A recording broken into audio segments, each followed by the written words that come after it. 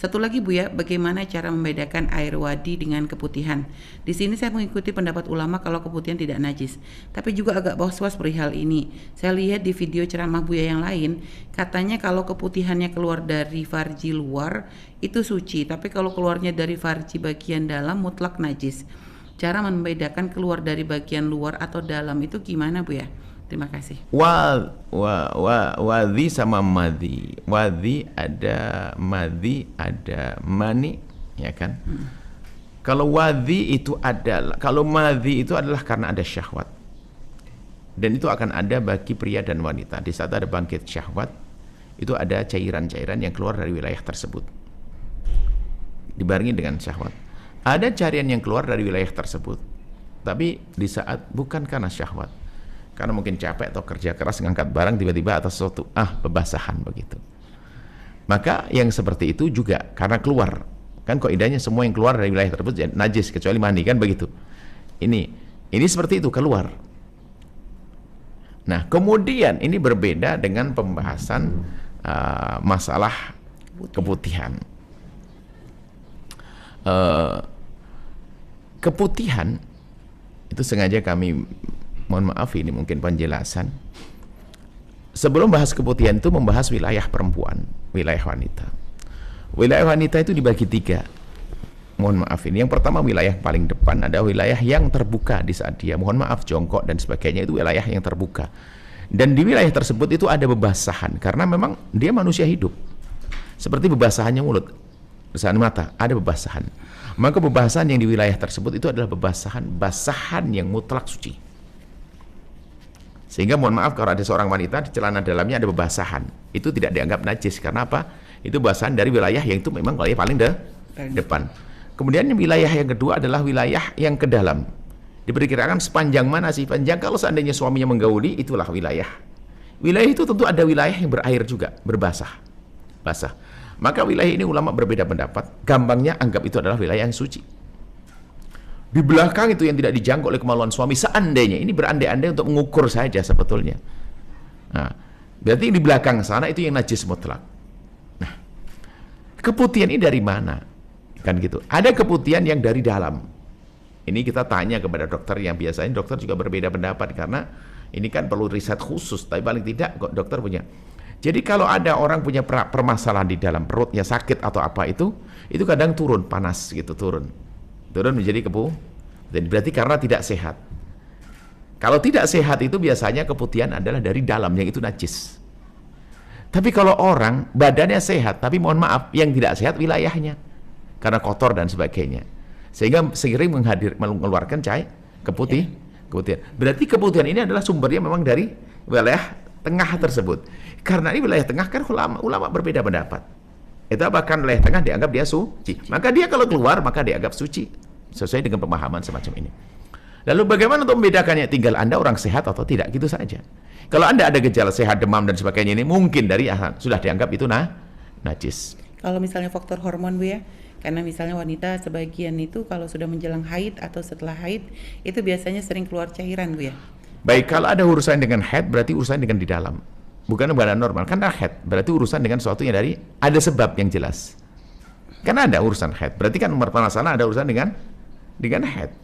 Tapi ini kalau normal, ya dia sehat fisiknya, nggak ada masalah, ya kan? Ya, ya. Berarti hanya bebasahan dari sini. Dari tengah itu. Baik, cuman terlepas dari ini semuanya, itu kan bukan hal yang bersih. Ya alangkah indahnya kalau dicuci saja biar beres. Dengan catatan tidak masuk kepada wilayah waswas.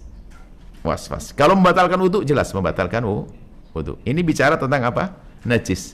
Yang keluar dari tengah sekalipun membatalkan wudu. Yang keluar dari depan saja nggak batalkan wudu. Keluar dari tengah, keluar keputihan, batal wudu. Tapi tidak najis, itu aja. Baik Bu ya. Baik Bu ya, terima kasih. Ada yang bertanya, ini dari mana pembahasan keputihan kok tidak najis? Keputihan ini dibahas atas dasar pembahasan tentang wilayah tadi. Apapun yang keluar jika di wilayah tengah ini itu tadi masuk khilaf. Kan begitu kaidahnya, nggak usah. Kita nggak usah pusing dalam memahami fikih. Asal keluar di wilayah tengah tadi adalah 2 pendapat. Yang pertama mengatakan najis, pendapat kedua adalah kita ambil suci untuk kemudahan saja. Apapun yang keluar. Ya Bu ya. Ya. madi atau apapun atau apa saja seperti itu. Baik Bu ya, makanya kan tadi Bu ya katakan kadang ini kan masalah tentu yang kadang memahami tentang keluar dari mana kan ada ahlinya Bu ya, dengan dokter Bu ya. Yeah. Jika memang dokter mengatakan ya memang kalau kan memang ada berbagai macam cairan kan Bu ya. Dan kalau misalnya dalam istilah fikih itu kan dibedakan ada mani, ada wadi, ada madi. Jika ibaratnya sebab-sebabnya sudah tidak sesuai dengan definisi mani, gak sesuai dengan definisi madi dan juga wadi, berarti kan kemungkinan yang berikutnya adalah keputihan. Nah, jika memang dokter mengatakan pokoknya kalau keputihan itu keluarnya dari tengah gitu Bu ya, sehingga akhirnya mungkin dia berpendapat bahwa tidak najis gitu Bu ya, itu diperkenankan. Nggak ada masalah, apalagi dokter ngomong gitu. Begitu sebaliknya kalau Anda ketemu dokter, wah ini ya keputihan semua dari dalam, Anda harus dengar. Disesuaikan ya. Karena berita yang Anda percaya, karena ini mungkin sekali dari dalam, mungkin kan di dalam nggak ada yang lihat, nggak ada CCTV, nggak ada dilihat dengan apa itu. Ibaratnya begitu. Jadi mungkin sekali. Nah, jadi mungkin dari dalam, mungkin dari. Jadi ibaratnya mungkin kalau seorang wanita menemukan sesak cairan di dalam mohon maaf di celana, berarti mungkin dengan cara apakah ini nanti kadang memang kalau wudhu pasti batal Bu ya. Cuma mohon maaf Bu ya, kadang sebagian wanita itu mungkin mohon maaf dengan aktivitasnya di luar gitu Bu ya, dia pengen misalnya mungkin untuk membuka mohon maaf bagian dalam itu kan kalau mau sholat gitu kan kadang membuat ribet gitu Bu ya, sehingga kadang memang perlu mengetahui ini nih dihukumi najis atau tidak supaya nanti bisa dipakai langsung sholat. Tidak wajib dilihat, tidak wajib mengetahui, selagi dia tidak merasakan nggak usah pusing. Dan misalnya dia melihat ada cairan dan memang mohon maaf kan beda cairan dari yang keluar yang paling depan tadi yang Buya katakan mutlak suci dengan yang kalau dari dalam itu kan biasa ada perbedaan Buya. Kalau sudah ada kayak lendir, ada mungkin mohon maaf ada warna. Selagi dia tidak merasa nggak usah dilihat. Gitu Buya ya. Nggak ngerasa ngapain? Itu iseng was-was nanti. Baik. Apakah setiap orang mau kamar dia? Baik Buya. Baik, tidak usah dia. Jadi supaya tidak masuk was-was, jangan suka membawa was-was. Iya, iya. Dan juga tidak indah, dan dikit-dikit lihat itu. Mohon maaf kalau harus pakai ini. Tidak, was-was itu nggak baik. Justru kami ingin memberikan wawasan begini agar tidak kena was-was.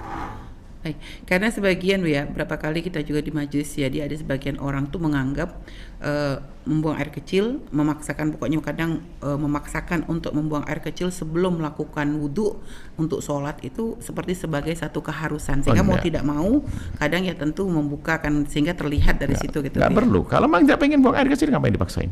Nah itulah Bu ya, ada kesalahan paham seperti itu. Ada perlu saya belajar, makanya ada fikih kesalahpahaman bikin orang was-was itu bahaya. Bikin orang was-was, nggak ada perlunya. Baik ya. Bahkan kalau perlu biar Anda kena was-was, sebelum Anda buang air kecil Anda basahin saja celananya, seperti halnya dianjurkan setelah buang air kecil dibasahin celananya biar nggak kena was-was, biar nggak menduga itu ada cairan dari dalam. Selesai. Baik ya. Mau celana untuk dipakai suci atau tidak? Suci. Sudah aslinya suci, nggak usah mikir yang macam-macam. Keluar tuh masih duga. Jadi jangan, karena selama ini maaf sangat berbeda jika kami menjawab begini karena terlalu banyak pertanyaan tentang was-was, sehingga harus dihubungkan dengan masalah-masalah semacam itu. Harus dipangkas sekali gitu.